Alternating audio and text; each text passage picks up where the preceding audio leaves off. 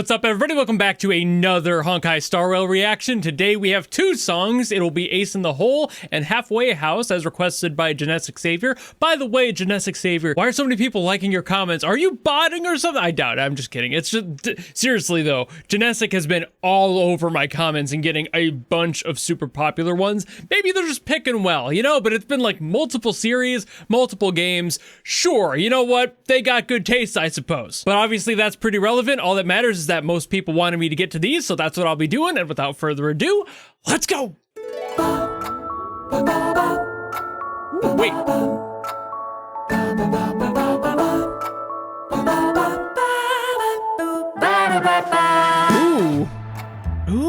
Ooh, it's like smooth jazzy, a little speakeasy-esque.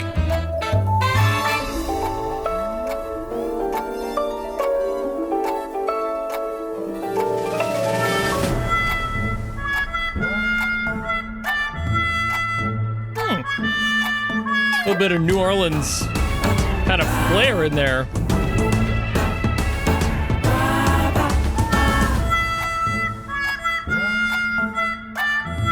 With that, like, Chicago, maybe a little bit of Vegas jazz sound to it. Very specific differences there.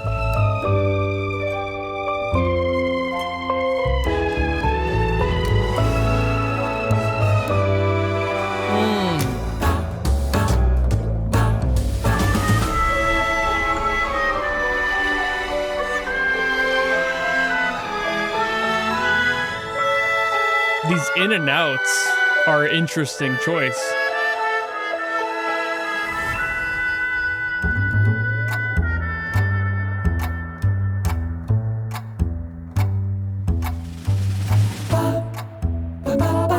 You know, I just realized I didn't look down at the text on here, the flapper synthome. Yeah. Now everything's starting to make a little bit more sense for the vibe. I don't know why I didn't look at that earlier, like, I just opened these up. I just listen. Ooh, kind of a fun little end there too, leaving it on, not like necessarily a high note or anything, not leaving it like with like remaining tension or anything, just kind of, you know, ending it suddenly, I suppose. So I've got to assume that this area that I'm pretty sure Genetic said was like Pentacon-y or something like that, has got to be heavily influenced by like the 20s and 30s era jazz, like roaring 20s aesthetic. The whole flapper thing in the video definitely makes sense with that as well. That's the era they came out of, and the jazz, definitely. There was a little bit of Louisiana to it, but I think that's just because that's more what jazz sounded like as it started to branch out of that area to begin with. So there's still a little bit of that DNA in the music and probably what they were using for the general influence of this song. And I did have this like Chicago feel to it, mostly because it sounded like a lot of like club show music in Chicago at the time, and it's all within that age range. Vegas is probably the most obvious one to pick, but I think this definitely has more of like a Chicago flair to it,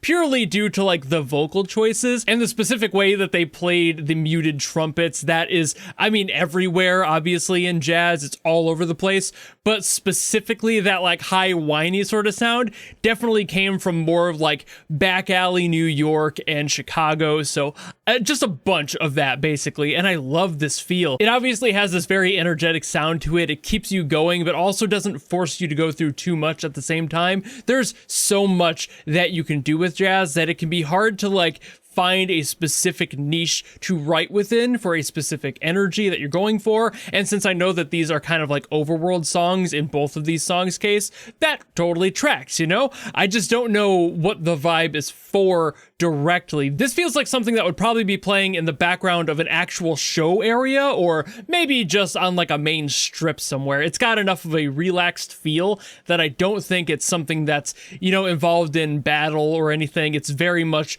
overworld average background song, but with so much character that fits the vibe perfectly that you can't help but love it. It sets you right into that era. I knew before I even read the word flapper what era we were in, where the influence of the song was coming coming from. And that's got to be the best thing you can do as a composer, to get that vibe down before somebody even has a chance to figure out any other details. The fact that I was able to just read this right off the cuff, where we were going, what the song was supposed to feel like, how I was supposed to feel, it was all right there, and they did a fantastic job with that. And there's also something to be said about the song feeling so weirdly industrial. I'm not entirely sure why that is, but it definitely had a little bit of that energy in there as well. The vocals were helping kind of with that flapper energy, making it feel a little bit more Vegas showgirly, but at the same time, there is that energy of industrialism that's behind it. Like, again, the Roaring 20s is definitely something that's consistently coming back for this energy. I'm sure that's kind of the vibe they were going for, but it's just it's so true to it. I don't think I would call it historically accurate, but definitely more like thematically accurate. This is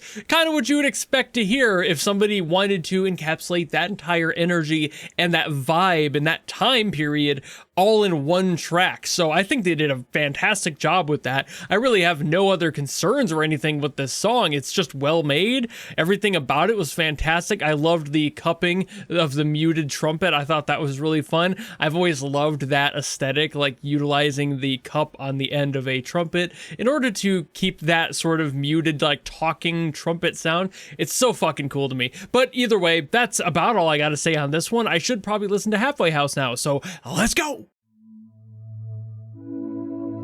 Ooh. Oh, that's starting different.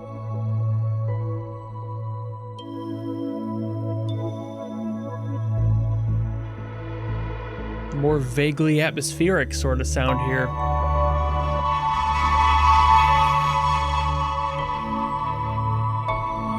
Interesting design.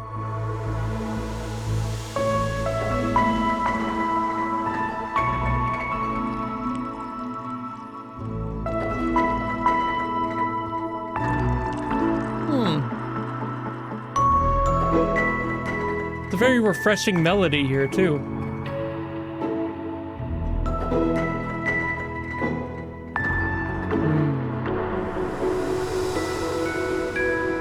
It reminds me of childhood. I don't entirely know why.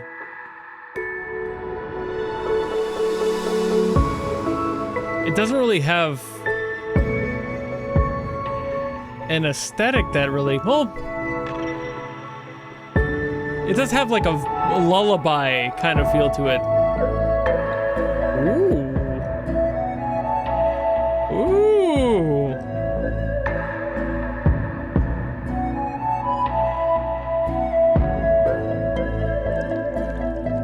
Ooh, I love that.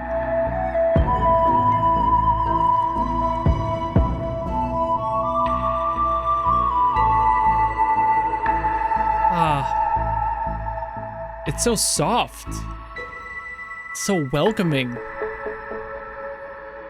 Not exactly the sort of theme I expect to hear when I read the title Halfway House, but maybe it's not the halfway house I was expecting it to be, you know? Alright, so this song is a little bit more interesting than I initially thought. I spent some time figuring things out on the piano for this one because it got to me. So like,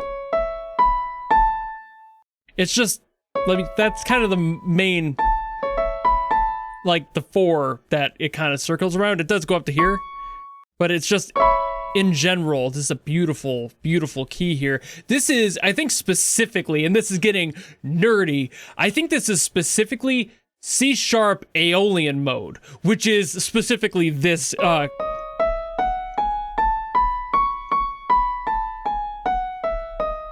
that specific one.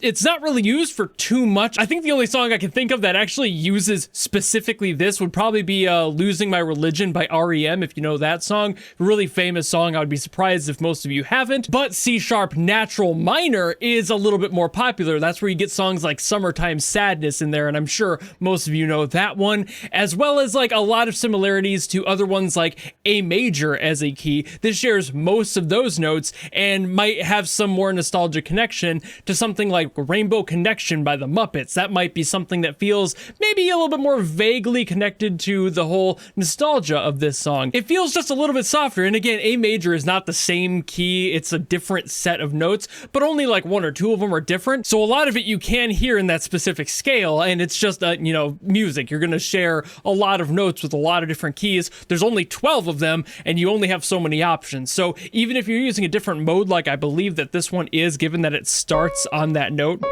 and just kind of works up there, it just has such a beautiful ring. You can do really anything you want with it. It's, oh, there's a C sharp minor right there. You know, like there's so much room for activities, and basically any key and any chords, you can just do whatever you want, and it's so cool. But it's definitely a key that invokes that sort of energy, this sort of like somber feeling, something that's a little bit softer. It doesn't ever feel more aggressive unless the song itself is more of like an angry cry. You know, it's almost always something softer, and even in cases like Summertime Sadness that uses the same notes, it's still an overall not necessarily super upbeat track if you really look at how it's structured. It's a fun party song in the grand scheme of things, but you pay attention to the message of it and the key starts to make more sense. So this song is really beautiful. I love how this feels, and I don't know what the context for this song is.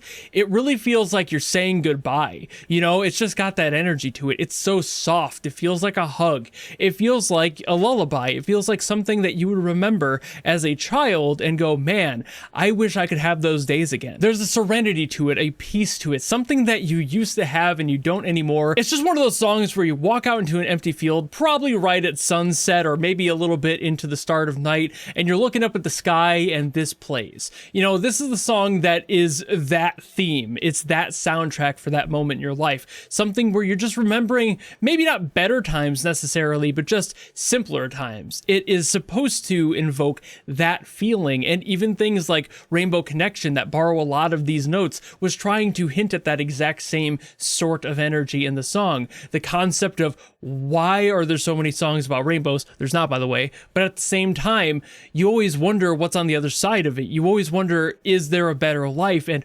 why those connections could happen, and starting to explore this more friendly area of your psyche a little bit and bring yourself back to those simpler times and be like, man, when did I lose the whimsy and joy I had? And again, that's what the song is doing to me. It feels 100% like something I would want to play while I'm on my main character arc, just going out and just having like a moment, an anime moment, staring up at the sky going, man, life really is beautiful if you sit down and appreciate what's there. You know, get a little bit edgy maybe, but at the same time, I think that's entirely supposed to be the vibe of the track. Something that's supposed to strip back all of the other hubbub, like in Ace in the Hole, that was so much more busy. Maybe in this case, it would be something where it's like an area that's out on the outskirts, away from the busy main streets and clubs and whatever other gambling establishments I'm sure are here with an aesthetic like this. And it's just, you know, empty and soft and welcoming, and you can't really explain why, but you want to live specifically there. Because for a fleeting moment, you're away from everything that was stressing you out before and making you spend all of that energy on it. You're just able to breathe and exist and be happy for just the fleetest of moments. And it's such a beautiful song that way. They did a fantastic job on this. And if I am right on the whole C sharp Aeolian, what a fucking pick. Like, that is not common. Like I said, like everyone else will use something like C sharp natural minor, not Aeolian. Why that specifically? And even though for those of you who are music nerds and are probably going like, what is he talking about? It's the same thing. C sharp Aeolian is the same thing as C sharp natural minor. My point is just that I think specifically for the energy of this song, I don't think they used C sharp natural minor as the goal here. That might sound weird, that might not, like, because it's the same scale, right? That's where like modes start to get confusing. In my interpretation of how modes relate to music versus the natural scales, I think it's 100% the intent. It's also the type of person who would pick C sharp Aeolian, just to make a song that sounds beautiful and soft. I mean, again, it could very well just be C sharp natural minor. I don't really care what the choice is there. It's the same notes, and at the end of the day, you can write whatever the hell you want in whatever specific way you want to claim it was written.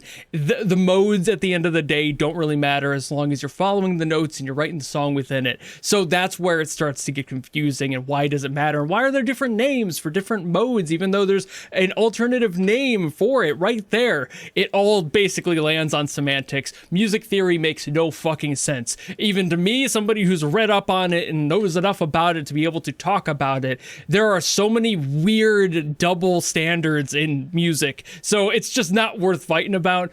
But in my heart of hearts, I want to believe that the person who wrote this was like, I'm going to use Aeolian, even though it really does not matter at the end of the day. And either way, beautiful song. Fucking gorgeous. Absolutely a softball to somebody who's probably needed it, you know? Again, like I said earlier, this is probably an area that's very bustly and busy, and you just want a moment of reprieve, so that's where you go. To wherever this is, however far away it may be. It might be the countryside outside of the city. It might just be within an establishment that's kind of seen as a general safe space for people who are just tired of all of the hubbub outside. Whatever it may be, beautiful song, and they did a fantastic job here. And that's about it for me yapping, so thank you all so very much for watching. If you enjoyed this video and you want me to get to something else from Honkai Star Rail, by all means, drop in the comments below, and I will do my best as always to get to those. Or if you don't want to do any of that, maybe just want to follow me and support me for more stuff coming in the future, you know how to do that, and I will see all of you in the next video. Goodbye!